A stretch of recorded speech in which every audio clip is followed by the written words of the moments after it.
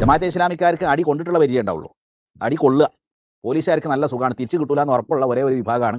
ജമാഅത്തെ ഇസ്ലാമി മതരാഷ്ട്രവാദികളാണ് എന്നാണല്ലോ ആക്ഷേപിക്കുന്നത്. ജമാഅത്തെ ഇസ്ലാമിക്ക് ഒരു ആദർശമുണ്ട്, ജമാഅത്തെ ഇസ്ലാമിക്ക് ഒരു ലക്ഷ്യമുണ്ട്, അതിനെ വിമർശിക്കാൻ ഇവർക്ക് കഴിയില്ല. ബിസ്മില്ലാഹിർ റഹ്മാനിർ റഹീം, അൽഹംദുലില്ലാഹി വസ്സലാത്തു വസ്സലാമു അലാ റസൂലില്ലാഹി വഅലാ ആലിഹി വസഹ്ബിഹി അജ്മഈൻ. ജമാഅത്തെ ഇസ്ലാമിക്കെതിരെയുള്ള ആരോപണങ്ങളുടെ നിജസ്ഥിതിയുടെ കോലം നമുക്കൊന്ന് പരിശോധിച്ച് നോക്കാം. ജമാഅത്തെ ഇസ്ലാമി മതരാഷ്ട്രവാദികളാണ്, നിങ്ങൾ മതരാഷ്ട്രവാദികളാണ് എന്നാണല്ലോ ആക്ഷേപിക്കുന്നത്. ഇന്ത്യ രാജ്യം നമുക്കറിയാം ജനാധിപത്യ രാജ്യമാണ്. ഇവിടെ ജമാഅത്തെ ഇസ്ലാമി എന്ന് പറഞ്ഞാൽ കേരളത്തിൽ 3000-ഓളം അംഗങ്ങളാണ് അതിനുള്ളത്. ഇന്ത്യയിൽ മൊത്തം 15,000 അംഗങ്ങളാണുള്ളത്. അത് ചെറിയ വ്യത്യാസം അങ്ങോട്ടും ഇങ്ങോട്ടൊക്കെ ഉണ്ടാകും, കാരണം അംഗങ്ങൾ കൂടുകയും കുറയുകയൊക്കെ ചെയ്തുകൊണ്ടിരിക്കുന്നുണ്ട്. ഒരാൾ മരണപ്പെടുമ്പോൾ അംഗത്വം കുറയും, ഒരാൾ പുതുതായി ചേരുമ്പോൾ അംഗം, അപ്പോൾ മൊത്തം ഉള്ള എണ്ണത്തിൻ്റെ കോലാണ് ഈ പറയുന്നത്. അപ്പോൾ ഈ ആളുകൾ ഇന്ത്യയെ ഒരു മതരാഷ്ട്രമാക്കാൻ പോകുന്നു എന്നാണ് ആരോപണം. എങ്ങനെ അതാക്കുക? 2 വഴിയേ ഉള്ളൂ. ഇന്ത്യ ജനാധിപത്യ രാജ്യമാണ്. ജമാഅത്തെ ഇസ്ലാമി ഇലക്ഷനിൽ മത്സരിച്ച് ഇന്ത്യയിലെ ജനങ്ങൾ മുഴുവൻ ജമാഅത്തെ ഇസ്ലാമിക്ക് വോട്ട് ചെയ്ത് വിജയിപ്പിക്കണം. അങ്ങനെ ഒരു ഗവൺമെൻറ്റൊക്കെ രൂപീകരിച്ച് ഇന്ത്യയെ ഒരു മതരാഷ്ട്രമാക്കാൻ. ജമാഅത്തെ ഇസ്ലാമിക്ക് മതരാഷ്ട്രവാദം ഇല്ല എന്നത് നേരത്തെ നമ്മൾ പല ക്ലിപ്പുകളിലായിട്ട് വിശദീകരിച്ചു. ഇവർ പറയുന്ന ആരോപണം വെച്ചിട്ട് അത് സാധ്യത ബുദ്ധിയുള്ള ഒരാൾക്ക് ചിന്തിക്കാനാണ് ഞാനീ പറയുന്നത്. അത് നടക്കുന്ന കാര്യമാണ്. 15,000 ആളുകൾ, ഇതിൻ്റെ അനുഭാവികളും എല്ലാവരും കൂടി ഏതാണ്ട് 1 ലക്ഷം കൂട്ടിക്കോളി.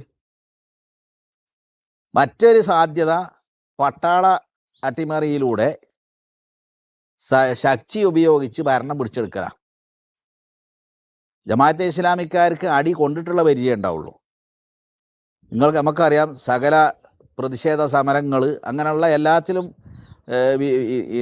എതിർക്കേണ്ട സാമൂഹ്യ പ്രശ്നങ്ങളിലൊക്കെ ഇടപെട്ട് സത്യാഗ്രഹങ്ങളും പ്രതിഷേധ പ്രകടനങ്ങളൊക്കെ നടത്തുമ്പോൾ ഏറ്റവും കൂടുതൽ അടി കിട്ടുന്ന ഒരു വിഭാഗമാണ് ഇവർ. അടി കൊള്ളുക പോലീസുകാർക്ക് നല്ല സുഖമാണ്, തിരിച്ചു കിട്ടൂല എന്ന് ഉറപ്പുള്ള ഒരേ ഒരു വിഭാഗമാണ് ജമാഅത്തിൻ്റെ പോഷക ഘടകങ്ങൾ, സോളിഡാരിറ്റി, SC ഒക്കെ. അടി കിട്ടുക, ഇത്ര സുന്ദരമായ അടി വാങ്ങിക്കുന്ന ഒരു കൂട്ടർ ചിലപ്പോൾ ഇന്ത്യയിൽ വേറെ ഉണ്ടാവില്ല. അപ്പം ഇങ്ങനെ അടി കൊള്ളാൻ മാത്രം അറിയുന്ന ഒരു കൂട്ടരാണ് എന്താക്കേണ്ടത്? ശക്തി ഉപയോഗിച്ച് ഇന്ത്യയെ ഇസ്ലാമിക രാഷ്ട്രമാക്കേണ്ടത്. അപ്പം ഈ ആരോപിക്കുന്ന ആളുകളുടെ കോലാണ് ഈ പറഞ്ഞത്. ഇവരുടെ പ്രശ്നം എന്ന് വെച്ചാൽ ജമാഅത്തെ ഇസ്ലാമിക്കൊരു ആദർശമുണ്ട്, ജമാഅത്തെ ഇസ്ലാമിക്കൊരു ലക്ഷ്യമുണ്ട്. ഇതിനെ രണ്ടും അതൊക്കെ അച്ചടിച്ച് പ്രസിദ്ധീകരിക്കാവുന്ന വെബ്സൈറ്റിലുണ്ട്. അതിനെ വിമർശിക്കാൻ ഇവർക്ക് കഴിയില്ല. ഇസ്ലാമിക അടിത്തറകളിൽ നിന്നുകൊണ്ട് അത് തെറ്റാണെന്നോ അത് മോശമാണെന്നോ അത് പാടില്ലാത്ത കാര്യമാണെന്നോ എന്നൊന്നും സമർത്ഥിക്കാൻ മുസ്ലിം പക്ഷത്തുള്ളവർക്കും കഴിയില്ല. ഇസ്ലാം വിമർശകർക്ക് ഇസ്ലാമിനെ വിമർശിക്കാതെ കഴിയില്ല. ഇപ്പോൾ കണ്ടില്ലേ, യുക്തിവാദികളുടെ കൂട്ടായ്മയിൽ നിന്ന് ഫേസ്ബുക്കിൻ്റെ ഒരു യുക്തിവാദി കൂട്ടായ്മയുടെ അഡ്മിൻ തന്നെ ഇപ്പോൾ തുറന്നു പറയണ കണ്ടില്ലേ. അപ്പോൾ ചുരുക്കി പറഞ്ഞാൽ അതിനെ നേർക്ക് നേരെ ഇവർക്ക് വിമർശിക്കാൻ കഴിയില്ല. വിമർശിക്കുകയാണെങ്കിൽ ഇസ്ലാമിനാണ് അത് കൊള്ളുക. ജമാഅത്തെ ഇസ്ലാമിയുടെ ഭരണഘടനയിൽ ഞങ്ങളൊക്കെ അംഗീകരിച്ച ആദർശവും ലക്ഷ്യവും, അതിനെ വിമർശിക്കുക എന്ന് പറഞ്ഞാൽ ഇസ്ലാമിനെ വിമർശിക്കുക എന്നാണ്. അതിൻ്റെ ഫലം അങ്ങനെയായിട്ട് വരും. അപ്പോൾ അതുകൊണ്ട് ഇസ്ലാമിൻ്റെ പുറത്തുള്ള ആളുകൾ ജമാഅത്തെ ഇസ്ലാമിയെ വിമർശിക്കുമ്പോൾ അവർ എന്താ ചെയ്യുക?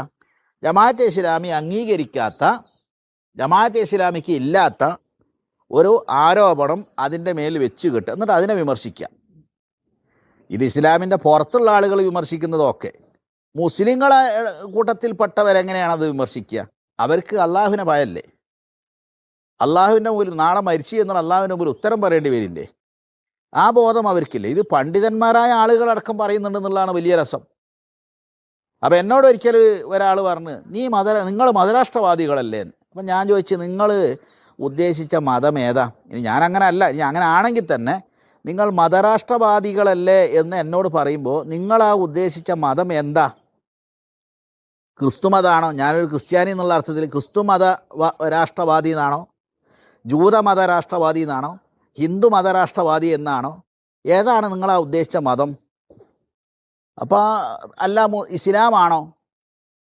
അപ്പോൾ അദ്ദേഹം പറഞ്ഞു, നിങ്ങളെന്താ കളിയാക്കുന്നത്? ഇസ്ലാം തന്നെ, ഇസ്ലാം മതരാഷ്ട്രവാദി. അപ്പം ഞാൻ ചോദിച്ചു, എനിക്കങ്ങനെ വാദമില്ല, ഇനി അങ്ങനെ ഉണ്ടെങ്കിൽ തന്നെ ഇപ്പോൾ പിണറായി വിജയൻ കമ്മ്യൂണിസ്റ്റ് രാഷ്ട്രവാദിയാണ്, കമ്മ്യൂണിസ്റ്റ് പ്രത്യയശാസ്ത്രത്തിൻ്റെ അടിസ്ഥാനത്തിലുള്ള ഒരു രാഷ്ട്രം ഇന്ത്യ രാജ്യത്തിന് അതാണ് വേണ്ടത് എന്ന് വാദിക്കുന്നു. സോഷ്യലിസ്റ്റുകാർ സോഷ്യലിസ്റ്റ് ആശയത്തെ പ്രത്യയശാസ്ത്രത്തിൻ്റെ അടിത്തറയിലുള്ള ദർശനത്തിൻ്റെ അടിത്തറയിലുള്ള ഒരു രാഷ്ട്രമാണ് വേണ്ടത്, അതിനു വേണ്ടി അവർ വാദിക്കുന്നു. അപ്പം ഞാനിങ്ങനെ വാദിച്ച് നിൽക്കുക, ഖുർആനിൻ്റെയും സുന്നത്തിൻ്റെയും അടിസ്ഥാനത്തിലുള്ള മുഹമ്മദ് നബി സല്ലല്ലാഹു അലൈഹി വസല്ലമ ഈ ലോകത്ത് സ്ഥാപിച്ച് പ്രയോഗവൽക്കരിച്ച് കാണിച്ചു തന്ന വ്യത്യസ്ത മതവിഭാഗങ്ങൾ ജീവിച്ച് അവരൊക്കെ ഏറ്റവും ഐശ്വര്യപൂർണമായ ക്ഷേമവും ഐശ്വര്യവും കളിയാടുന്ന അബൂബക്കർ, ഉമർ, ഉസ്മാൻ, അലി റളിയല്ലാഹു അൻഹും ഇവരൊക്കെ ഭരിച്ച് മാതൃക കാണിച്ച ഇങ്ങനെയുള്ള ഒരു രാഷ്ട്രീയ വ്യവസ്ഥ അതാണ് ഏറ്റവും നല്ലത്. അത് അള്ളാഹു മനുഷ്യൻ്റെ സട്ടാവായ അള്ളാഹു മനുഷ്യർക്ക് നൽകിയതാണ്. അങ്ങനെ അള്ളാഹു നൽകിയിട്ടുള്ള സാമ്പത്തിക വ്യവസ്ഥയാണ് മനുഷ്യർക്ക് ഏറ്റവും നല്ലത്. അങ്ങനെ അള്ളാഹു നൽകിയിട്ടുള്ള കുടുംബ വ്യവസ്ഥയാണ് ഏറ്റവും ഉത്തമമായ കുടുംബ വ്യവസ്ഥ, സാമ്പത്തിക വ്യവസ്ഥ, ആത്മീയ വ്യവസ്ഥ, സാമൂഹ്യ ക്രമം, രാഷ്ട്രീയ വ്യവസ്ഥ എന്ന് ഞാൻ പറഞ്ഞു നോക്കുക. അതൊരു അപകടമുള്ള കാര്യമാണോ? നിങ്ങളത് അപകടമുള്ള കാര്യമാണെന്ന് പറഞ്ഞാൽ അതിൻ്റെ അർത്ഥം ഇസ്ലാം മതത്തിൻ്റെ അടിസ്ഥാനത്തിലുള്ള ഒരു രാഷ്ട്രീയവും രാഷ്ട്രഘടനയുമൊക്കെ എന്തോ അപകടം പിടിച്ച സാധനമാണ്, സംഗതിയാണ് എന്ന് നിങ്ങളും അംഗീകരിക്കുന്നതാണ്. അപ്പം മതരാഷ്ട്രം എന്ന് പറയുമ്പോൾ ഇസ്ലാമാണ് അവിടെ മതം എന്നടുത്ത് ഉദ്ദേശിക്കുന്നതെങ്കിൽ യഥാർത്ഥത്തിൽ ഇസ്ലാമിൽ മതരാഷ്ട്രമില്ല. അഥവാ പുരോഹിതന്മാരും പണ്ഡിതന്മാരൊക്കെ ചേർന്നിട്ട് ഇങ്ങനെ ഭരിക്കുന്ന, അവർ പ്രജകളെ ചൂഷണം ചെയ്യുന്ന അങ്ങനെ ഒരു സംവിധാനമേ ഇസ്ലാമിലില്ല. ഇസ്ലാമിലില്ല എന്നതിൻ്റെ വാക്കല്ല, ഇസ്ലാമിക ചരിത്രം അതിന് തെളിവാണ്. അവിടെ പുരോഹിതന്മാർ ഭരിച്ച ഒരു രാജ്യമല്ല മുഹമ്മദ് നബി സല്ലല്ലാഹു അലൈഹി വസല്ലമയുടെ സ്ഥാപിച്ച് ഖലീഫമാർ നടപ്പാക്കിയ ആ രാഷ്ട്രത്തിൻ്റെ ഘടന അതല്ല. അപ്പോൾ അതുകൊണ്ട് ഇവർ ജമാഅത്തെ ഇസ്ലാമിക്കെതിരെ ഈ ആരോപണം ഉന്നയിക്കുന്നതിൻ്റെ ഒരു കാരണം എന്താണ്? അതൊന്നുമല്ല, ഇസ്ലാമിനെ സമഗ്രമായി അവതരിപ്പിച്ചു. ആ അവതരിപ്പിച്ച കൂട്ടത്തിൽ രാഷ്ട്രീയവും ഉണ്ട്. ഇസ്ലാമിന് അതിൻ്റേതായ രാഷ്ട്രവ്യവസ്ഥയുണ്ട്. ഇസ്ലാമിന് അതിൻ്റേതായ സാമ്പത്തിക വ്യവസ്ഥയൊക്കെ ഉള്ളതുപോലെ ഇസ്ലാമിന് അതിൻ്റേതായ രാഷ്ട്രീയ വ്യവസ്ഥയുണ്ട്. ഇത് മൗദൂദി സാഹിബ് വളരെ ശക്തമായി പറഞ്ഞു. അങ്ങനെയൊന്നും ഇല്ലാത്തൊരു കാലത്താണ്, അങ്ങനെ ഒരു ചർച്ച നടക്കാത്ത കാലത്താണ് മൗദൂദി സാഹിബ് രംഗത്ത് വരുന്നതും ഇതിനെ സംബന്ധിച്ച് സംസാരിക്കുന്നതും. അത് വളരെ ആർക്കും നിഷേധിക്കാൻ പറ്റാത്ത രൂപത്തിൽ മൗദൂദി സാഹിബ് അവതരിപ്പിച്ചു. അതാണ് ഇവർ ഈ ഭാഗമെടുത്ത് ജമാഅത്തെ ഇസ്ലാമിയെ ആക്രമിക്കാൻ കാരണം. ഇനി ഇസ്ലാമിൽ രാഷ്ട്രം എന്നതിൻ്റെ സ്ഥാനം എന്താണ്? അധികാരവും ഭരണവും ഭരണകൂടവും അതേക്കുറിച്ച് ഇസ്ലാമിക പ്രമാണങ്ങൾ എന്താ പഠിപ്പിക്കുന്നത്?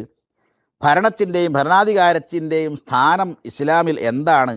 ഇൻഷാ അല്ലാഹ് അതേക്കുറിച്ച് മറ്റൊരു ക്ലിപ്പിൽ സംസാരിക്കാം. അള്ളാഹു അനുഗ്രഹിക്കട്ടെ. വാഖിറു ദഅ്വാനാ അൽഹംദുലില്ലാഹി റബ്ബിൽ ആലമീൻ. അസ്സലാമു അലൈക്കും വറഹ്മത്തുള്ളാഹി വബറകാതുഹു.